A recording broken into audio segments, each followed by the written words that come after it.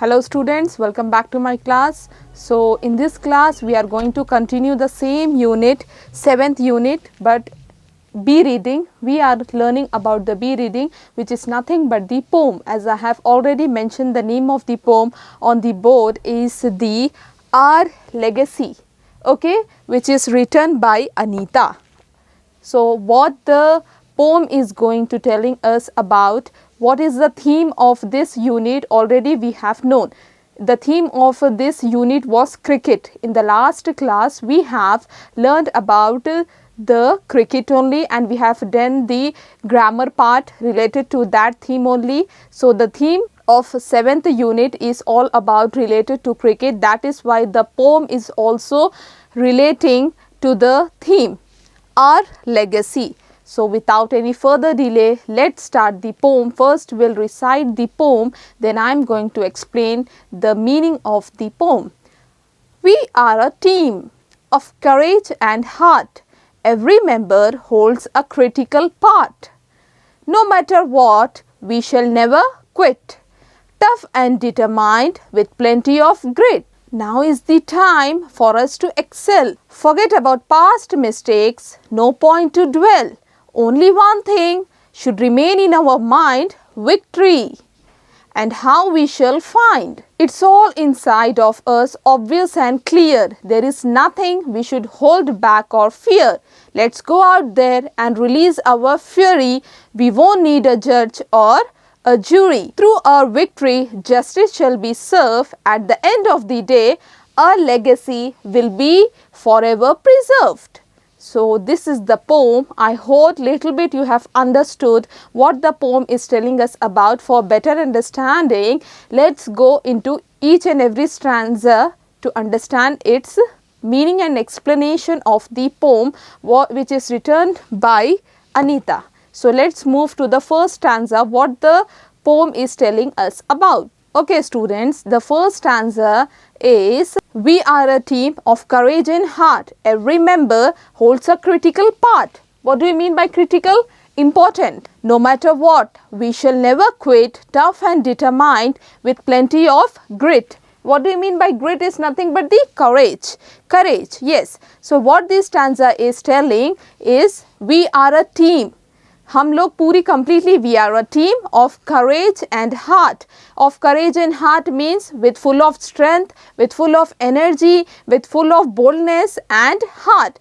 With complete full of heart, we are going to, what you can say, playing this game. Okay. Every member holds a critical part. So in our team, every team member holds a important part. Yes, every member plays an important part, and every member is essential, important in its way. No matter what, we shall never quit. Whatever is going to happen in the game, in the sports, we are never going to quit it. So the team members are saying, whatever, no matter what, whatever is going to happen, we shall not quit the game at any cost. Tough and determined with plenty of grit. So team members, you should be tough, you should be very much energetic, you should be and determined with plenty of grit. So you should prepare yourself with full of determination, with full of grit, with full of strength, with full of energy, activeness, determination for the victory, determination for the game. Okay, so the first stanza is saying the team, we holds a very, what you can say, courageous and part, and every member holds an important part. Every member is important. Every member is playing its role very important, plays a very important role. And whatever is going to happen in the game, you should not quit at any cost.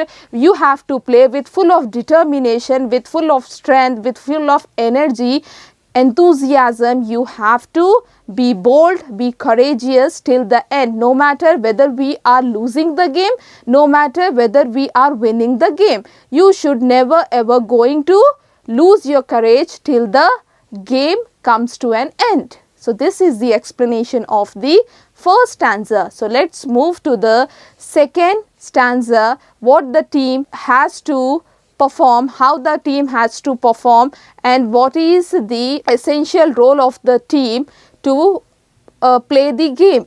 Yes. So let's move to the second stanza. Is now is the time for us to excel. What do you mean by excel? Excel is nothing but the be very good at doing something. If you are doing something, you should be excel in that work. You should be excel in that activity. So in the second stanza, what the poem is telling us about, now is the time for us to excel. Forget about past mistakes, no point to dwell. Only one thing should remain in our mind, victory, and how we shall find. So in the second stanza, the team is going to prepare ourselves before they began to, what you can say, before they began to play the game. So there is a team member or a captain is saying, now is the time for us to excel. What do we mean by excel? Excel means be very good at doing something. So excel, if you are doing a kind of activity or a work, you should be an excel. You should be excel in that work. You should be a very good in that a particular kind of work. Okay, very good at doing something is nothing but the excel. So the team members are encouraging each other and saying to each one of them, forget about the past mistakes. No point to dwell. What do you mean by dwell? Dwell means stay. No point to stay on those past mistakes. Forget about those mistakes. Whatever we have done the mistakes in the previous games, don't think about that mistakes. No point to stay on that mistake. Only one thing, they should be going to remain in each and every team member minds is victory. Is nothing but the victory. Don't think anything except victory. Only one thing should remain in each and every team member's mind is the victory and how we shall find. And think about the victory, how we are going to gain the victory. That only we have to think about it, find about the new strategies to win the game, to achieve the victory. So this is the explanation of the second stanza. Let's move to the third stanza. Okay, the third stanza is, it's all inside of us, obvious and clear. There is nothing we should hold back or fear. So the third stanza is, it's all inside of us, which means how to get the victory, what is our strength, how we are going to perform, how much we are confident over the game, how much determination we are putting in that game. It's all inside of us. If we want to win the game, we have to work beyond the limit. So it's all inside of us what we want, whether we want victory, whether we want a failure. So the third stanza, it's saying, if you want a victory, it's all inside of us, obvious and clear. There is nothing hidden, there is nothing to get confused. Obvious means clear. Obvious and clear, there is nothing we should hold back or fear. So there is nothing, ऐसा कुछ नहीं है that you are going to hold it back and you are scared. Fear is nothing but the scare. No need to get scared, no need to fear for anything. Only one thing we have to think about is how we are going to win the game, how we are going to gain or achieve the victory. Think about those strategies, those plans to win the game. Don't think over the past mistakes and stay over it, which is nothing going to work at all. So this is the stanza which is telling us about is all inside us. Everything is inside us, how we are going to perform in the game, how we are going to give victory to our team. So the fourth stanza is, let's go out there and release our fury. Fury means extreme anger. So release our fury. We won't need a judge or jury through our victory. So the game is going to start, and before that, let's go out there and release our extreme anger. Okay, so we have to perform so well with complete full of enthusiasm. Let's go out there and release our anger, fury. We won't need a judge or jury through our victory. So we don't need anyone to criticize, to judge. See, they are playing bad, that team is not playing good, that team member don't know how to play, that team member has missed the catch, they are not well prepared. So the team members are saying we don't need a judge or jury through our victory. We don't need a person who is going to judge us. If these things will start coming, the confidence will start becoming low. So when we are doing any kind of a work, we don't want any negative thoughts. We don't want any negative surroundings. What will happen? It leads to the failure. It leads to our low confidence. So that is why the team is saying we don't need any jury or judge that through our victory. Until and unless we are going to play the game, we don't want any kind of a judge or criticism or negative thoughts that leads to our low confidence. So the fourth stanza and the last stanza is, through our victory, justice shall be served. At the end of the day, our legacy will be forever preserved. So the team members are saying, through our victory, if we have achieved the victory, justice shall be served. At the end of the day, at the end of the game, our legacy will be forever preserved. And that legacy is going to be preserved forever, and every person is going to be recognized by the whole nation, is going to recognize their victory through with their legacy. What is meant by legacy is something that we carry over from the past, and that legacy is going to be preserved forever. Preserve, keeping a particular quality. Okay, so one example I want to give through this poem is, in a recent days that India has win in an Olympic game, Tokyo Olympic game, and that player has win the gold medal for India. So his work, his determination, his victory is going to be preserved forever in India. So that is why this is the best example that I can give for this poem, that the victory is going to be preserved forever. Okay, so this is the one example, that Neeraj Chopra's victory, who has won the gold medal in the Tokyo Olympics, is going to be preserved forever, and people going to recognize him through his victory only, because he has got the gold medal. So that is the best example that I can give for this poem. Our legacy is going to be preserved. So the team members are encouraging each other by saying, justice shall be served through our victory, through our winning, and at the end of the day, our legacy will be forever preserved. Yes, and the winning team legacy is going to be preserved forever, and I have explained the meaning of the legacy is nothing but something that we carry over from the past, which is nothing but the hereditary heritage.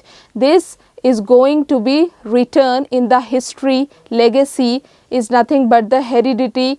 History में पूरा लिखा जाएगा, and each as the centuries goes on continue, their legacy is going to be preserved, and people will recognize from their legacy, from their victory, that the team has won so and so achievements and victory. I hope you have explained, I hope you have understood the explanation of the poem Our Legacy, which is written by Anita. Okay. So these are the meanings which is written in your textbook. Try to learn these new meanings which will improve your vocabulary. So in this way we have completed the B reading of the 7th unit. Okay students, before I end the class, there is something which is written on the page number 114. just below the question and answers of this poem, enrich your English. Know what these prefixes mean. So there is a one activity grammar part that everyone should learn it, and it is important for me to explain you. So enrich your English is also a one more grammar part which is given in this poem. Know what these prefixes are. What do you mean by prefixes? First we will see that meaning. Prefixes is nothing but a word or letter is placed before meaning, is the definition of the prefix. So what these prefixes mean? Here in your textbook there are some prefixes are given there. Okay, so let's see what that the prefixes mean and how they are going to be placed before a meaning. I am going to explain that also. Okay, prefix and word. Okay, so the first prefix is pre. Pre means before. Okay, meaning is how we are going to use this pre for a meaning is pre-meal or else pre-workout. Pre-workout, post-workout, I hope you all have listened this word. So the prefix is pre, uska matlab hota hai, the meaning of that pre is before. So you can use this pre before. If you are saying do this before, do that before, okay. So you can use pre prefix. Next is over. Over is a prefix. Over, what do you mean by over? Too much. So how you are going to use this prefix for a meaning is overeating. Overeating means too much eating.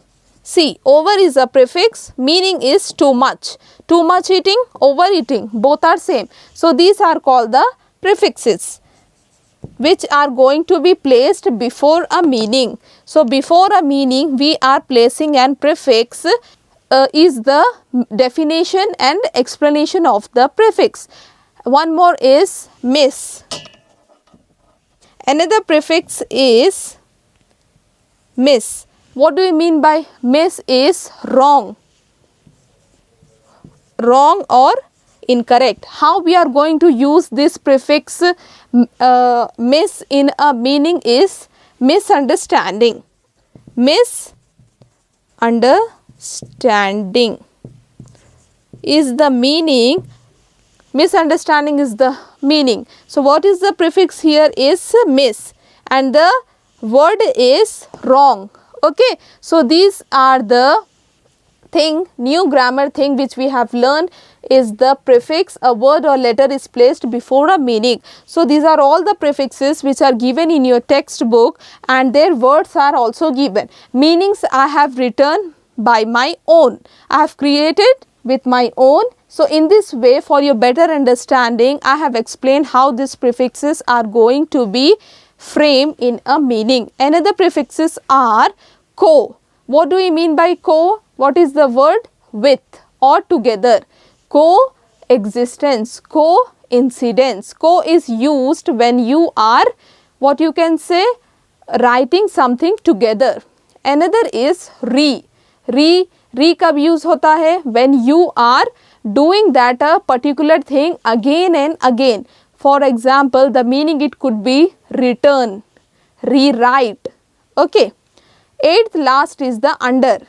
Under is the prefix word and the word is not enough. So how can you make a meaning while using the word, while using the prefix under is under construction. Okay, not enough. So this is the example of the prefix under construction. I hope it is clear to everyone. Try to make it new meanings by using these prefixes by your own so that you can understand perfectly what does prefixes mean. So in this way I am going to end this class.